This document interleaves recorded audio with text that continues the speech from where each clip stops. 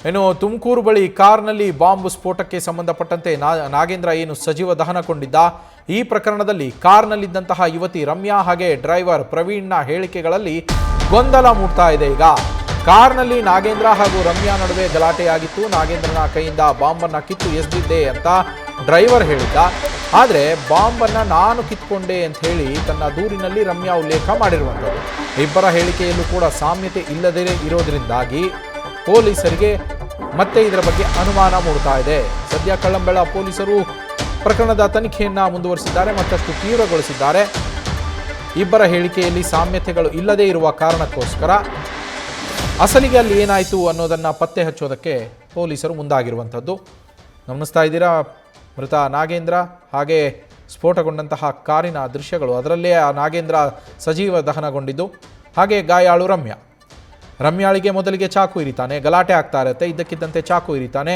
ಚಾಕು ಇರಿದಂತಹ ಸಂದರ್ಭದಲ್ಲಿ ಡ್ರೈವರ್ ಪ್ರವೀಣ್ ಏನು ಹೇಳ್ತಾ ಇದ್ದಾನೆ, ಆತ ಹೇಳುವ ಪ್ರಕಾರ ಚಾಕು ಇರಿತಾ ಇದ್ದಂತೆ ನಾನು ರಮ್ಯಾಳನ್ನು ಹೊರಗೆ ತಪ್ಪಿಸ್ಕೊಳ್ಳೋದಕ್ಕೆ ಹೇಳಿದೆ. ಹಾಗೆ ಆತನ ಆ ಸಂದರ್ಭದಲ್ಲಿ ಅಣ್ಣ ಬಾಂಬ್ ಇದೆ ಅಂತೇಳಿ ಆ ಹುಡುಗಿಯೇ ನನಗೆ ಹೇಳಿದ್ಲು. ನಾನು ಒಂದು ಬಾಂಬನ್ನು ಕಿತ್ತು ಹೊರಗಡೆ ಎಸೆದು ನನ್ನ ಗಾಡಿಯ ಡಾಕ್ಯುಮೆಂಟ್ಗಳನ್ನು ತೆಗೆದುಕೊಂಡು ನಾನು ಕೂಡ ಹೊರಗಡೆ ಬಂದೆ. ಆ ಸಂದರ್ಭದಲ್ಲಿ ಆತ ಬಾಂಬನ್ನು ಸ್ಫೋಟಿಸಿಕೊಂಡ ಅಂತ ಡ್ರೈವರ್ ಹೇಳ್ತಾ ಇದ್ದಾನೆ. ಇತ್ತ ರಮ್ಯಾ ನಾನೇ ಬಾಂಬನ್ನು ಕಿತ್ಕೊಂಡು ಹೊರಗಡೆ ಎಸೆದಿದ್ದೆ ಅಂತ ಹೇಳ್ತಾ ಇರುವಂಥದ್ದು. ಅದಾದ ಮೇಲೆ ಡ್ರೈವರ್ ಕೂಡ ತಪ್ಪಿಸಿಕೊಂಡ್ರು ಅಂತ ನಮ್ಮ ತುಮಕೂರು ಪ್ರತಿನಿಧಿ ಮಧು ಫೋನ್ ಸಂಪರ್ಕದಲ್ಲಿ ಜಾಯ್ನ್ ಆಗಿದ್ದಾರೆ. ಮಧು, ರಮ್ಯಾಳ ಹೇಳಿಕೆ ಹಾಗೆ ಚಾಲಕ ಪ್ರವೀಣ್ನ ಹೇಳಿಕೆಯಲ್ಲಿ ಸಾಮ್ಯತೆ ಇಲ್ಲ, ವ್ಯತ್ಯಾಸಗಳು ಕಂಡು ಬರ್ತಾ ಇದೆ. ಪೊಲೀಸರ ತನಿಖೆ ಈಗ ಯಾವ ನಿಟ್ಟಿನಲ್ಲಿ ಸಾಗ್ತಾ ಇರುವಂಥದ್ದು?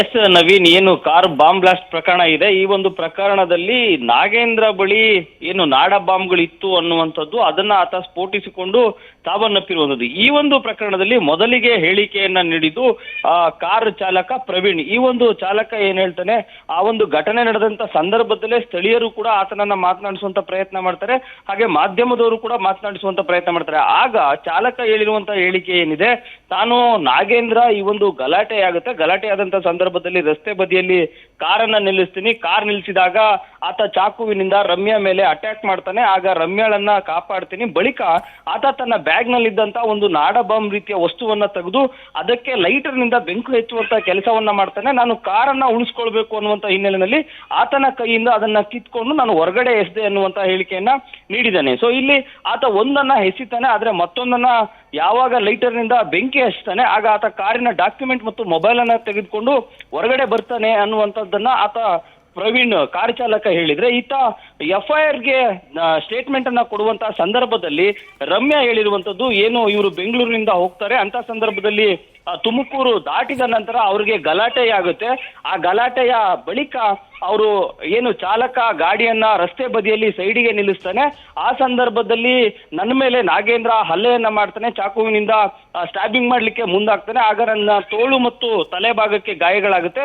ಆ ಸಂದರ್ಭದಲ್ಲಿ ನಾಗೇಂದ್ರ ಬ್ಯಾಗ್ ನಲ್ಲಿ ತಂದಿದ್ದಂತ ಬಾಂಬ್ ಅನ್ನ ಬೆಂಕಿ ಹಚ್ಚುವಂತ ಪ್ರಯತ್ನವನ್ನ ಮಾಡ್ತಾನೆ. ನಾನು ಆಗ ಅದನ್ನ ಕಿತ್ಕೊಂಡು ಎಸೆದಿದ್ದೆ ಅನ್ನುವಂತ ಹೇಳಿಕೆಯನ್ನ ಆಕೆ ನೀಡ್ತಾಳೆ. ಆ ಒಂದು ಹೇಳಿಕೆಯ ಆಧಾರದ ಮೇಲೆ ಈಗ ಕಳ್ಳಂಬೆಳ ಪೊಲೀಸ್ ಠಾಣೆಯಲ್ಲಿ FIR ಕೂಡ ದಾಖಲಾಗಿರುವಂತದ್ದು. ಇದೀಗ ಪೊಲೀಸರಿಗೆ ಹಾಗಾದ್ರೆ ಚಾಲಕ ಕಿತ್ತು ಹೊರಗಡೆ ಎಸೆದಿದ್ದಂತಹ ನಾಡ ಬಾಂಬ್ ಯಾವುದು ಮತ್ತು ರಮ್ಯಾ ಕಿತ್ಕೊಂಡು ಅಂದ್ರೆ ನಾಗೇಂದ್ರನ ಕೈಯಿಂದ ಕಿತ್ಕೊಂಡು ಈಚೆ ಎಸೆದೆ ಅನ್ನುವಂಥದ್ದು ಬಾಂಬ್ ಯಾವುದು, ಹಾಗಾದ್ರೆ ಈತನ ಬಳಿ 2 ನಾಡ ಬಾಂಬ್ ಇತ್ತ ಅಥವಾ 3 ಬಾಂಬ್ಗಳನ್ನ ಈತ ತಂದಿದ್ನ ಅನ್ನುವಂತ ಒಂದು ಗೊಂದಲ ಆದ್ರೆ, ಹಾಗಾದ್ರೆ ಇವರಿಬ್ರು ತಾನು ಕಿತ್ತು ಹೊರಗಡೆ ಎಸೆದೆ ಅನ್ನುವಂತ ಹೇಳಿಕೆ ನೀಡ್ತಾ ಇರೋದ್ರಿಂದ ಇಲ್ಲಿ ನಿಜವಾಗ್ಲೂ ನಾಗೇಂದ್ರನ ಕೈಯಿಂದ ಬಾಂಬು ಈಚೆ ಎಸೆದವ್ರು ಯಾರು, ಹಾಗಾದ್ರೆ ಕಾರ್ನಲ್ಲಿ ಸ್ಫೋಟ ಆಗಿ ಬಾಂಬ್ ಯಾವುದು ಅನ್ನುವಂತಹ ಹಿನ್ನೆಲೆಯಲ್ಲಿ ಈಗ ಪೊಲೀಸರಿಗೆ ಗೊಂದಲ ಉಂಟಾಗಿರುವಂತದ್ದು. ಈ ಒಂದು ಹಿನ್ನೆಲೆಯಲ್ಲಿ ನಿನ್ನೆ ಸುದೀರ್ಘವಾಗಿ ರಮ್ಯಾಳ ವಿಚಾರಣೆಯನ್ನ ಜಿಲ್ಲಾಸ್ಪತ್ರೆಯಲ್ಲಿ ಕಳ್ಳಂಬೆಳ ಪೊಲೀಸರು ಮಾಡ್ತಾರೆ.